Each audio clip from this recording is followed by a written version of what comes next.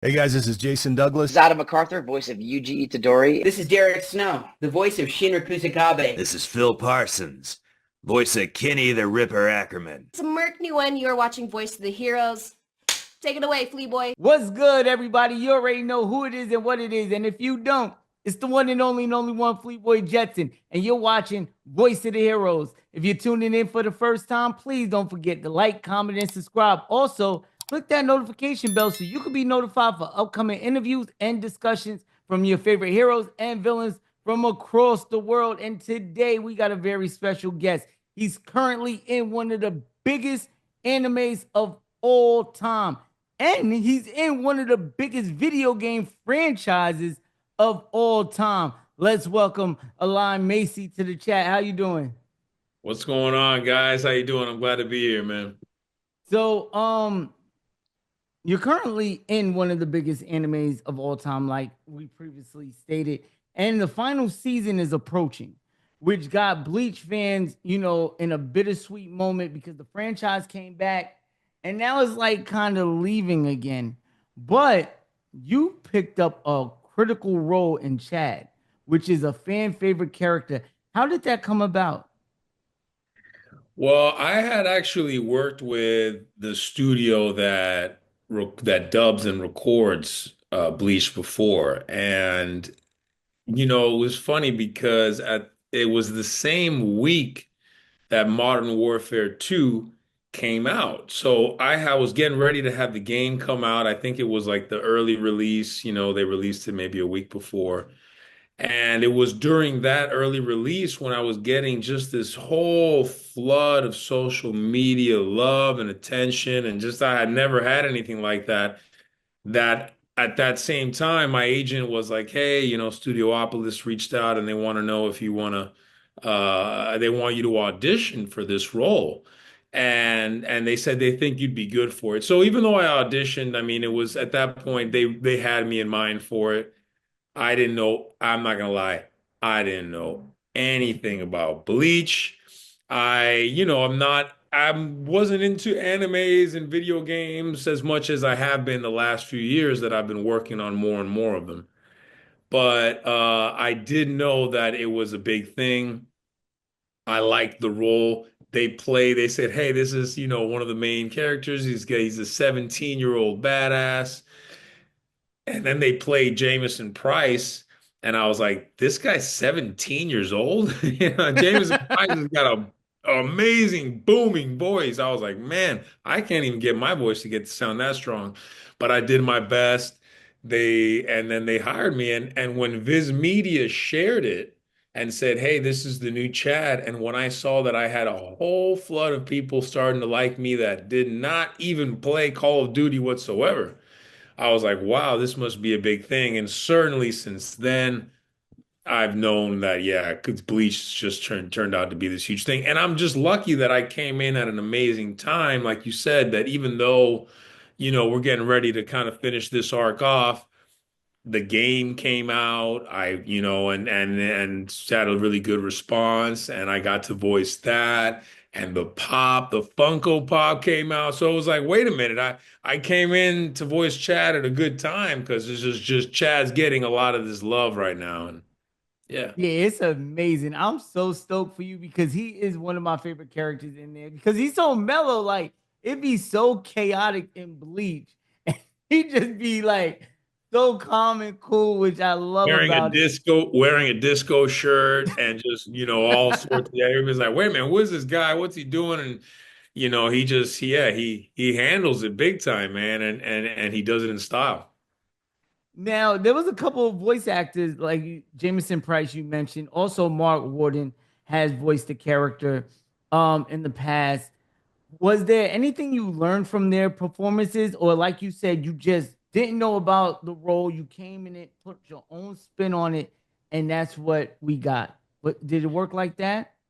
Well, coming into that role, there's so much information, so much previous, not just animes, but there's so much information about that role that coming into it, it was different than Alejandro because I did have some sort of a limitation. There were certain boundaries that I had to meet, and they said not just the sound of the voice, but this character has already been created. Whereas with Alejandro for Call of Duty, well, I got to essentially help create that from the ground up. So it was very, very different. I was exploring how to find that character and who that person is.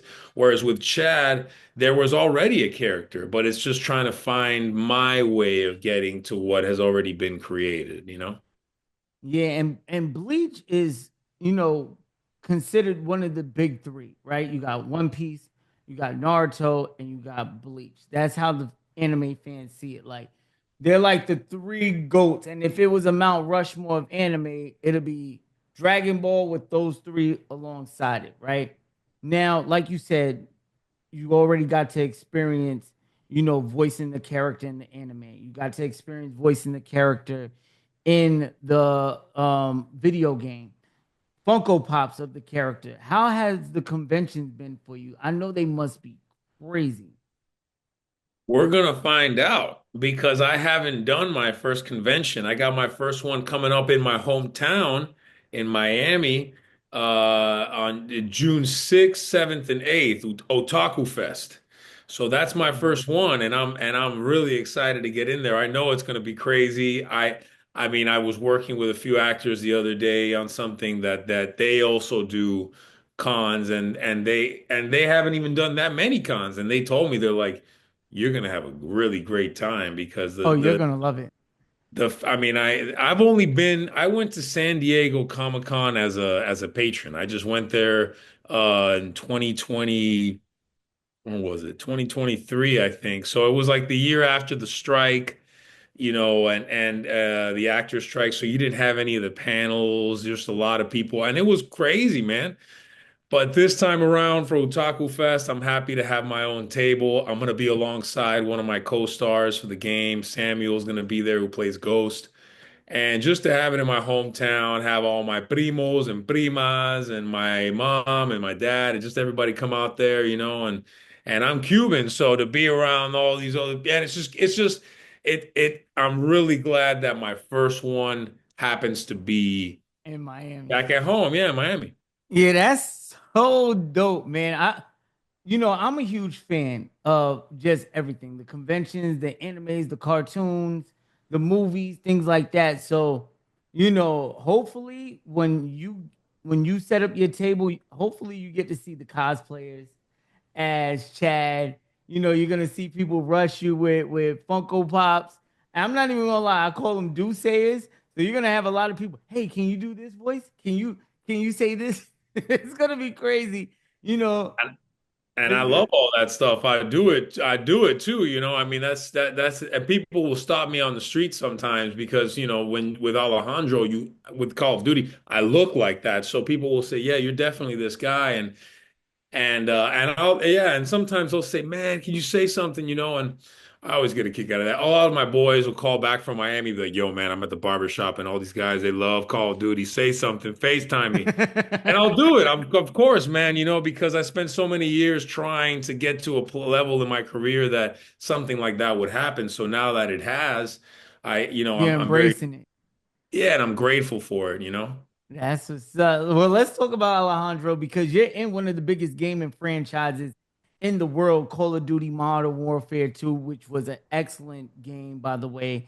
I had great fun with it. If you know, you know, because I come from a gaming community. I'm actually a gaming streamer. That's where I come from gaming and playing video games and things like that. When the game first dropped, did you notice like did you buy the game for one, which I'm pretty sure they probably gave you the free copy? Two, did you play the game? And three, when you was playing the game and actually seeing the finished product of your work and seeing like, hey, like that really looks like me. I'm in an actual freaking video game. What was that experience like for you? Well, they did give me a copy of the game. They gave me a digital copy of the game. So, but I don't even have a physical copy still to this day. I haven't gotten one, which I will just because I figured I'm on the box and I might as well. But I did play the game. And I can say that by that point, by the time that the game came out, I had already seen so much developmental phases of the missions of, I mean, imagine like I remember when you go in there and they say, "Hey, this is how we're going to do it." They show you, an outline of kind of just like stick figures, kind of roaming around, and it looks like something that is so developmental, so basic. But eventually, maybe the next time you come in to film something else, they go, "Hey, we worked on that last scene we did. Check it out." And then the next time you come in, they'll say, "Hey, they continue to work on it and work on it." So with the cinematics that Blur Studio was making, a lot of that we were able to see in its best quality before the game came out. There was a bunch of stuff that that I was just kind of curious about how it would turn out. A lot of the in-game stuff, specific missions, and honestly, playing it, there was a certain even though I knew so much stuff and knew how it was going to look and everything, there was still a lot that I didn't, that I had recorded, that we had filmed, that it wasn't shown to us, that I was just kind of wondering, how is it all going to come together? So playing it was trippy. And especially because you can play as my character in Warzone, but you don't play as him in the campaign. You play alongside him. So, which was in my view better because then I was looking at myself the whole time, helping myself throughout these missions, playing as the other actor, Bayardo, but looking at myself, turn around and say, "Hey, we got to go this way." And then, "Oh shit, yeah, let's go this way," And to be able to see how it all came together as a player and enjoy it from an entertainment perspective was awesome. That's amazing. How intense was the motion capture process like? Man, it wasn't intense at all, to be honest. Like, They didn't have y'all running around doing yeah, they had us doing all that stuff, but when you're thinking about it, it's a whole bunch of people in a room making a video game, so waving around, rubber guns, and literally when you shoot, they're gonna add all this amazing award-winning sound effects. So you got to go in there, you just go bang, bang, bang, bang, bang. All right, grenade. And it's like you really do feel like a kid. And because you have no costume, because you don't have the proper props, because you don't have the set, none of that, you really just it's like at the root of what an actor does, and it's really just playing pretend. It's what kids do. It's they just grab a stick, they go, "Hey, this is a rifle. I'm in a war. I don't care that I'm in my mom's living room. It's about to go down." And those kids will they are in it, and that's how we felt. So it was intense in that way, but it wasn't so much, it wasn't very difficult. It was a lot of fun, man. And everybody at Infinity Ward was super chill. They're really great people. If some of us were unsure about what we were doing because it might have been our first or, one of our first few times, they were very helpful. And it was just an overall great experience, man. That's dope. Did you happen to sneak in any Easter eggs or personal touches into your performance that fans may or may not have missed? I was doing that from the beginning because I was doing voiceover work before the game, but that was up to that point the biggest thing that I had ever booked. I was like, man, I'm gonna be propelled and into, everybody's gonna see this, and this is working with a really big game company, these creators. This is Call of Duty. So when I showed up to give I don't know if you can say it's like personal Easter eggs, but my own bits of, when I showed up and I did that voice on day one, I was like, man, I had worked on it. It wasn't something that I just kind of like say, "Hey, let me just do this voice." So when I showed up, having worked on that voice and them, didn't know if they were going to say, it's too much, or it's a little too different, or we're going to try something else. So when I kept giving them ideas and they're like, "Yeah, we're going to roll with it. Yeah, we like that. You like it? Yeah, we like it. Yeah." And I'm thinking like, whoa, these are just like ideas that I'm having that I've always wanted to come up with as an actor in my process. And now the biggest game franchise is they are liking they're liking my ideas. They're collaborating with me. They're saying, "Yes, we think you are creative. We like it." That was such a good feeling. So I kept feeling like they were just kind of like little bits of myself that I was putting into the role that were very well received by the team at Infinity Ward. That's amazing. So they let you improv a lot of the lines and stuff like that. That Not so much improv, but what they would do is they would I would say, hey, I think this line should go this way, or I think I would add this way. They at that point they had trust that I understood their version of Alejandro, and they trusted that because I did that, whatever input I was putting in was going to only add to that and help that vision. And it did. It was like Air Alejandro was up here, mine was up here, and we kind of met somewhere in the middle, and it became what it was. So that way, when they would write lines for me, they say, "Hey, we wrote something, we wrote some stuff for you." I'd look at it, and it would be something that I would come up with. And I'd be like, well, now we're talking about the same person. Now this is, a living, breathing character here. that's dope. Do you remember what probably was the hardest mission you had to act out in the campaign? The hardest mission that I had to act out. I can tell you that the mission that we did, it was voiceover too. It was the when we did the voiceover for the border mission between with Rudy and I. It was all in Spanish. And Mm. not that that was difficult or whatnot, but it was risky because we at the time recorded it in Spanish. And at the end of the session, we said we might have to record everything that we did in English because we don't know if, the higher ups at Activision think it might be a good idea in terms of getting an all Spanish mission out where both, player one and two are, speaking a different language. So it was a lot, but Activision loved it and the players loved it. And we get people who don't speak Spanish like, yo, we're so glad you had that whole mission like that. So it's not that it was hard, but when we did it, we knew that we might had to go back and literally record everything again in English. But I never got that call, which was really nice because I wanted to keep it the way it was, and I'm glad they did.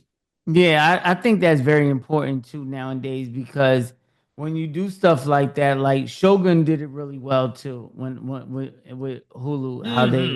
you know what I'm saying? And I Yeah. think representation is so well received in this time of day. Like maybe before in the 90s or early 2000s, it might be different, but now I think companies and projects are becoming more, lenient with trusting their actors to do what they do, to be honest with you, and to represent their people the way we want to see them represented, whether it be on the big screen, whether it be in video games and television shows.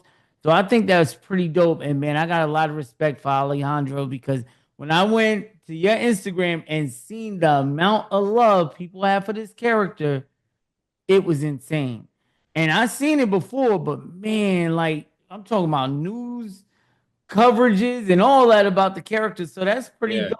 Now, another franchise I'm a huge fan of, right? I think we talked about this a little off air. I'm a huge Power Rangers fan. I'm watched all the series. I'm a huge Super Sentai fan. And recently anime has been diving deep into that where, the Red Ranger becomes adventure in another world, and now Go Lose the Ranger, which I thought is a unique take on the whole Ranger concept. And you voice the Blue Keeper. Tell us how you even pivot from video games to actually jumping in the field of anime. Was it Blue Keeper that came first or Chad? So it was definitely Chad. Chad happened at the same week as Oh, that that's right, as Call of Duty. switch was in 2022, and that it was, I pretty much immediately started to voice to go in there and start to do sessions. Blue Keeper, that's a different studio that recorded that, but somebody who I had worked with before, and it was one of those things that I'm pretty sure that that was offered to me.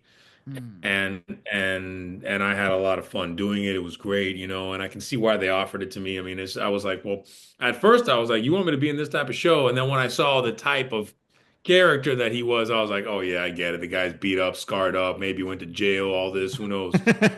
So yeah, so I was like, yeah, that's my type of role. And I had a lot of fun doing it, and it was funny, it was just I had a great time. I grew up in the 90s, and I was a kid in the 90s. I did not play or watch or do anything with Power Rangers.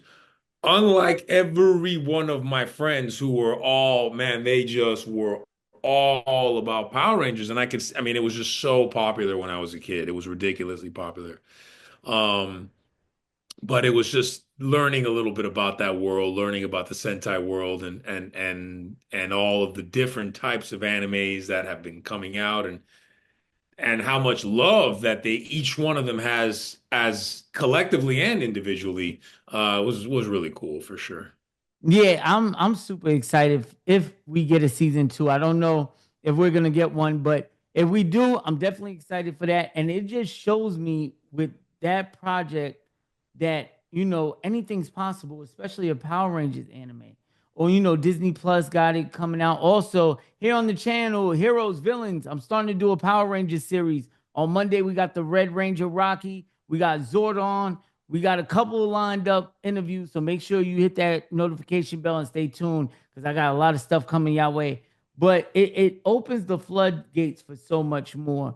Now that you're starting to get your feet wet in the anime world, are there any projects that you would like to tackle or be in that you may have caught your eye?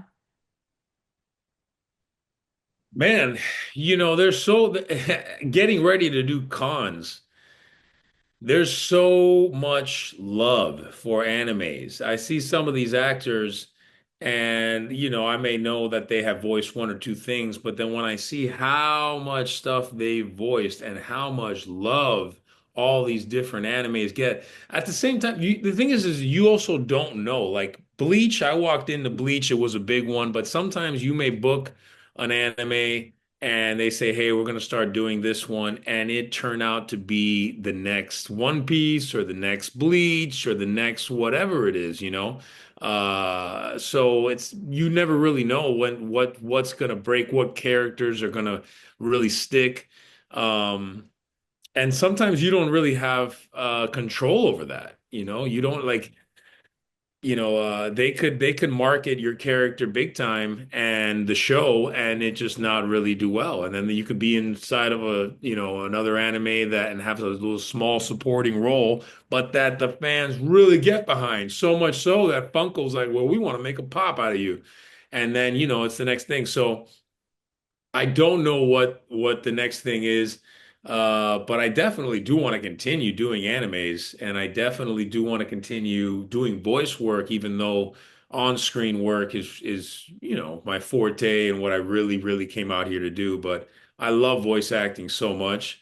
I love performance capture a lot. So I mean, definitely video games is going to be something that I'm going to be doing more of.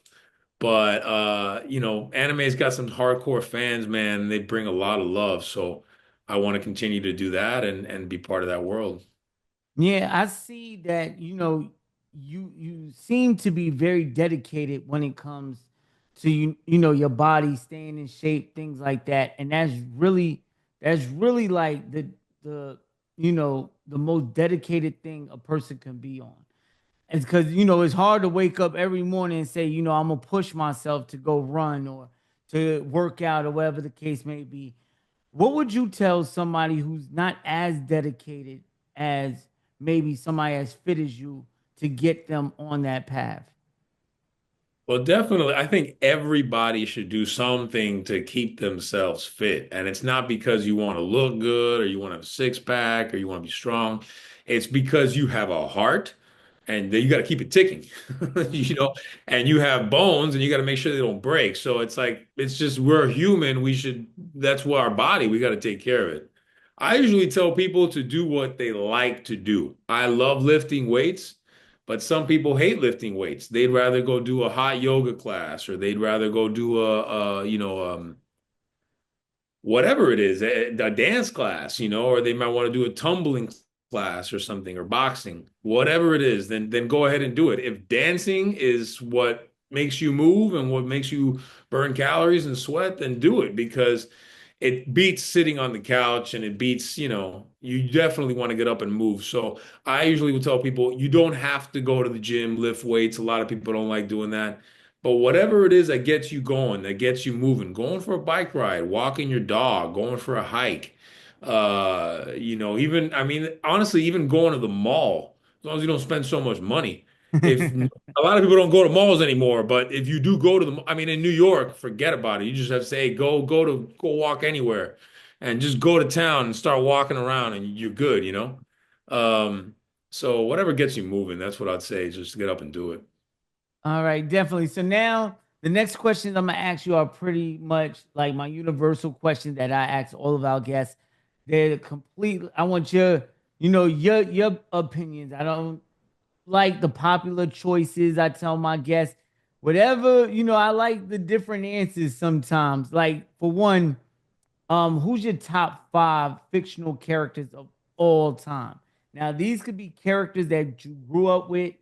These could be characters, when you got older that really started to mean something to you, or you start to see some resemblance in this character.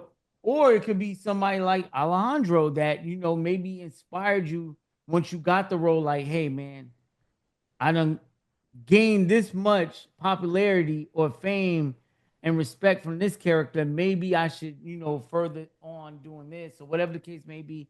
But what's your top 5 fictional characters?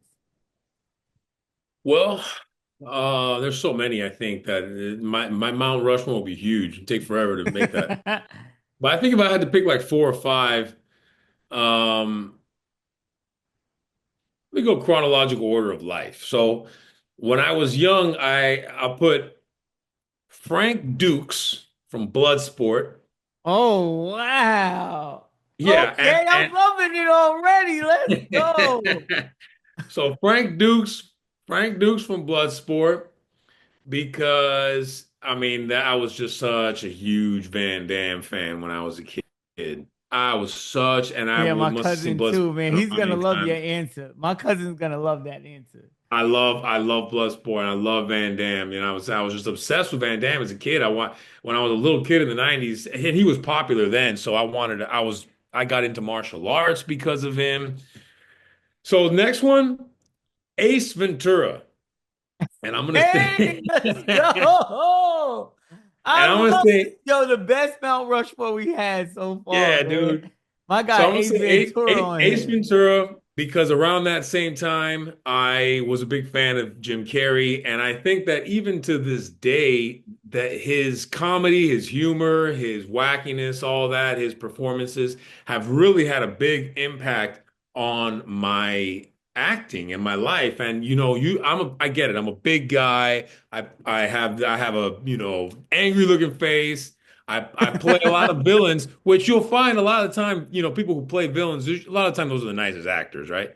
So, but having Jim Carrey's performances and him fueling my creativity as a young kid, lets me do stuff like voice acting and lets me play the lighter side of things and lets me be a little bit wacky in a way that people sometimes are like, hey, we didn't expect that. In a way that you'll see somebody like Terry Crews do that, and you're like, wow, this guy's so funny. He's so free and happy. So I'm glad that Ace Ventura gave me that. So I have got to put Jimmy Conway from Goodfellas Mm. as Robert De Niro's character in Goodfellas, because as a kid, Goodfellas, it still is my favorite movie. That was probably my heroes were Van Damme and Jim Carrey, but the next one was De Niro. And that's when I'd say I started to really taking a liking into the impact that great acting can do for a film. So I'd say, yeah, Jimmy Conway. Got And one more. then if I give you one more, I'll say Daniel Plainview from the movie There Will Be Blood. I didn't see that one, I think. Oh man, that's what I think What's is the the name of great. it one more time? I might check So it out. the movie's name is There Will Be Blood. There will be blood. Yeah, and the actor's name is Daniel Day-Lewis. And the character's name Daniel Plainview, and it is just what I think the absolute greatest acting performance on film of all time. If you want to see somebody who's got an unrelenting, unstoppable drive to get their goal in the movie, you watch that movie. And every actor should have a goal in every role they do, and there should be some sort of drive to get it, right? But there's none that I've seen that's stronger than that role. So Yeah, I that's just definitely wrote it down. I'm definitely gonna check that out. watch. It's I need crazy. something to watch this weekend too. That's gonna be on the list. Matter of fact, speaking of lists, right? What's on your watch list right now? What would you recommend the audience to watch at this very moment? Ooh. Well, there's two things I want to watch. So that's probably what I recommend is you guys see it. The first one is this movie Warfare, which I've heard is really, really good. I know it's an A24 movie. I don't know too much more about it, but I heard that it's really, really captivating. And the other movie I want to see is Sinners. I want to see Mm. Sinners. Um, and there's only 8 70 millimeter IMAX theaters apparently in the United States, and one of them is like 2 blocks. It's not just a few blocks from me, because I live by Universal Studios here in LA. Oh, that's amazing.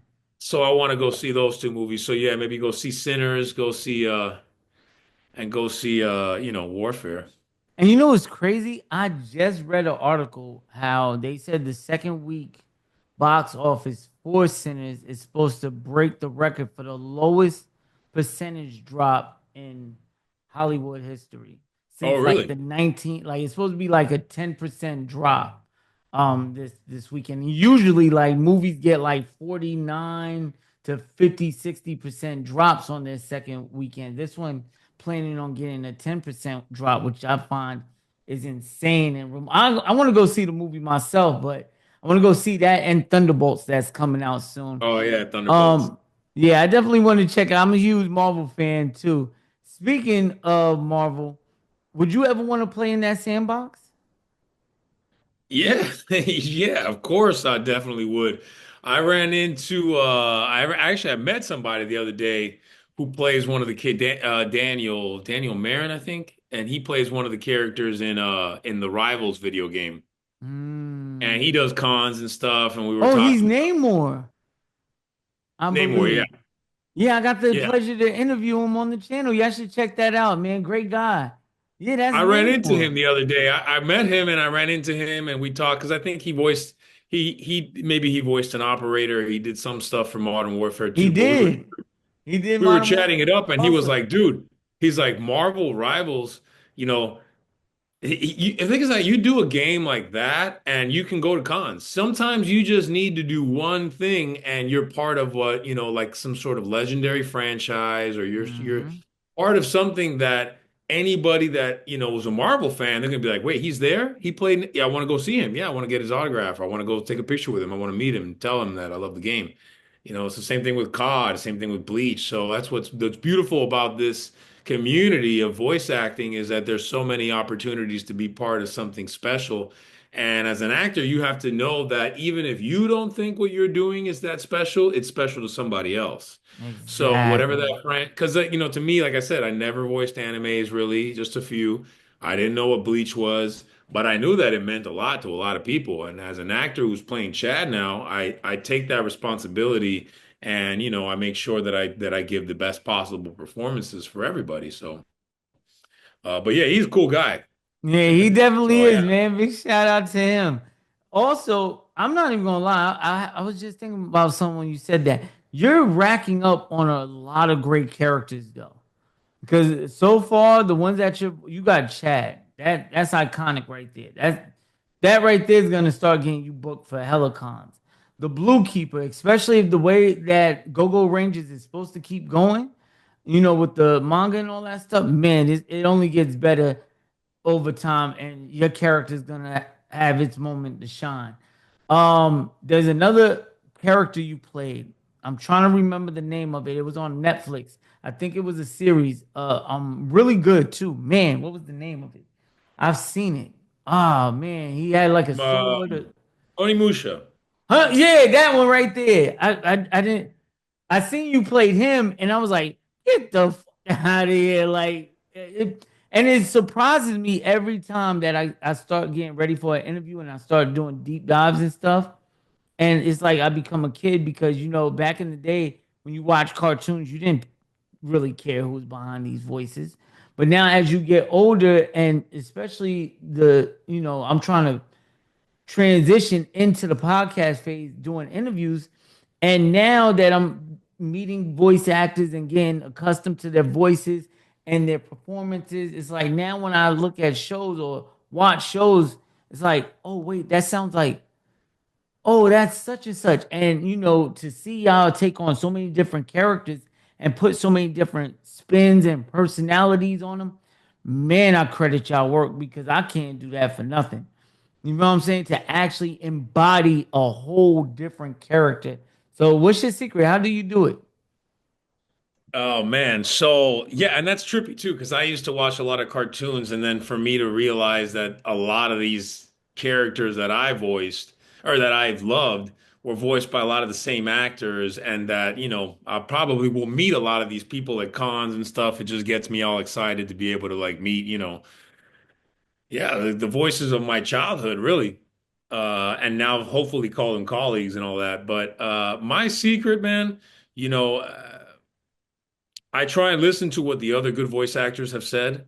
And a lot of them will recycle voices, because my first thought when I got into voice acting was, damn, I got to come up with a new voice for every single character. How am I going to do that? I'm gonna have to have like 20,000 voices, or I don't know how many voices I'm gonna have to do, but I'm gonna do a lot. And the voice actors say, wait a minute, just recycle voices because, just because you're recycling the tone of the voice doesn't mean you're recycling the character.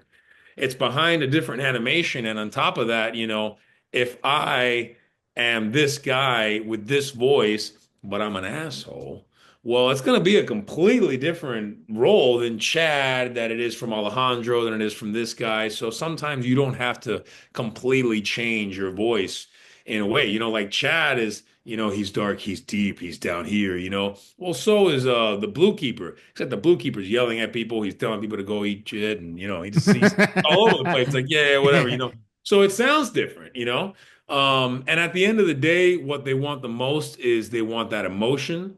They don't want somebody to sound funny or to have a cool voice. That's great, but if you have a great, cool sounding voice and you can't really act, or you can't go through the range of emotion. Sometimes people will say, I can do funny voices, but can you go through a heartbreaking moment in that funny voice? Can you have a happy moment with that funny voice? Can you explain some legal documents to somebody in that voice? So it's about keeping the form too. Yeah, because I want to piggyback off something you said. I kind of like when actors, you can hear their voice in the character. Like Keith David does a great job of doing that. Like it's him when he's His voice is so good that even if he could do other voices, I just be like, yo, Keith, do your voice, man. That's it, dude. Obviously, yeah, he's got it. Yeah, so I like when you can hear the actors, own voice in it. Don't get me wrong, like when Mark Hamill does the Joker and he goes completely wacky with it, I love that stuff too because you created such an iconic way for your Joker is pretty dope. Speaking of all types of voice actors, what's your Mount Rushmore of voice actors? Ooh, well, Mel Blanc, I guess, the original Looney Tunes actor. He's probably the best.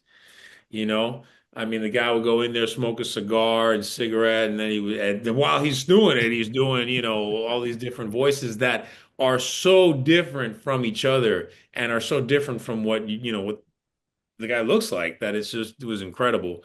Um, but I like Billy West.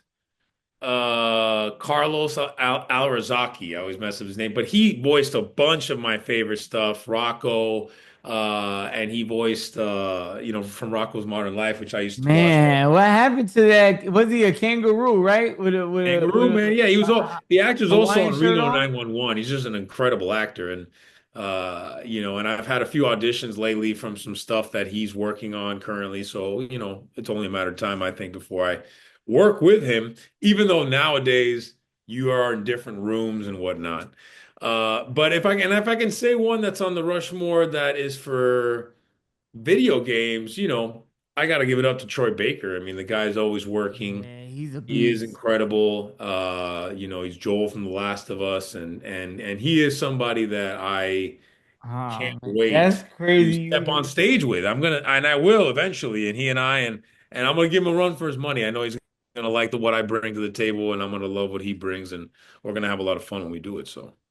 That's crazy you brought Joel up, man, because I just seen episode 2 of season 2 of Last of Us literally last night, man. It's no spoilers, but damn, that's crazy. Well, but you had played the game before, so you knew No, that I was. didn't. Oh my goodness, yeah, I knew that was coming. Yeah. Yeah, I didn't know. I kind of knew because of course I got spoiled, but I didn't know it was gonna be like that. Like, man, that's like, well, nah, it ain't like the Walking Dead scene where they got rid of old boy with the bat, but it's up there, man. It's up there. All right. Are there any lines from any one of your characters that resonate with you on a personal level? That's a good question. Man, that's a good question. I mean, I'm pretty sure Alejandro has some stuff that for sure What's would your favorite resonate. line from him? I mean, I like saying weapons hot vaqueros just because, it's like kind of like my little slogan or whatever. And what's funny is that wasn't even it was in the game, but it was added in the game because we had shot a live action trailer.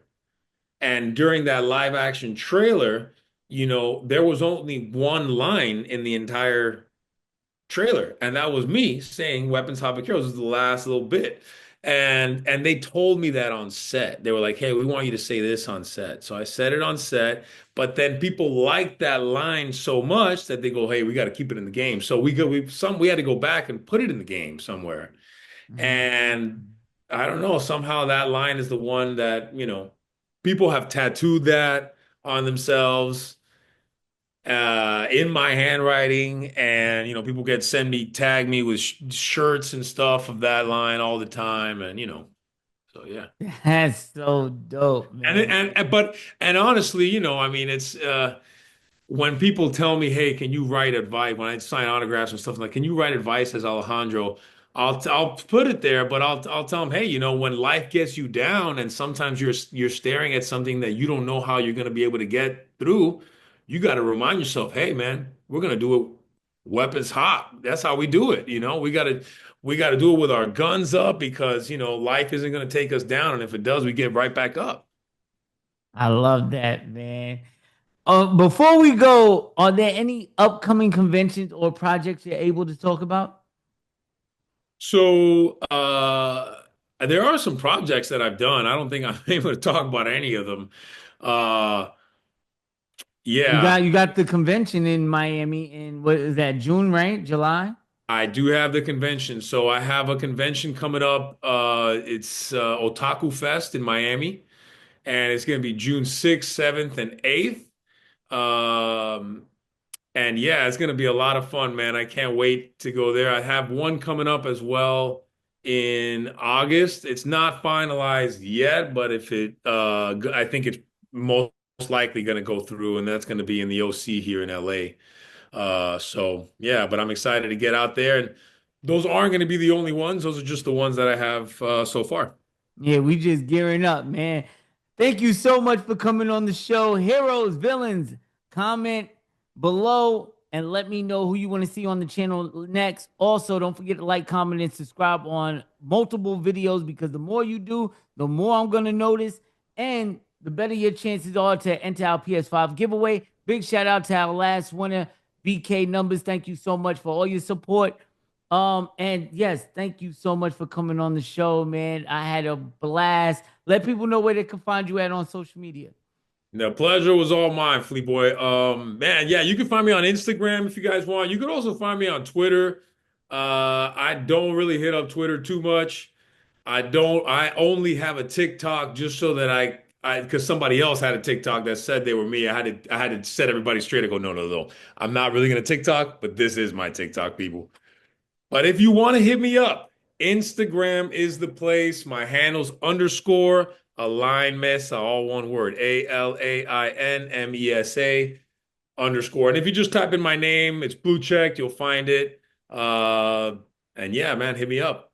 Yeah, and the links will be in the description below. So, heroes, man, as always, love yourself, pass that love on and love others. And if nobody told you so, just know your boy love you. We're out of here. Sing it with me.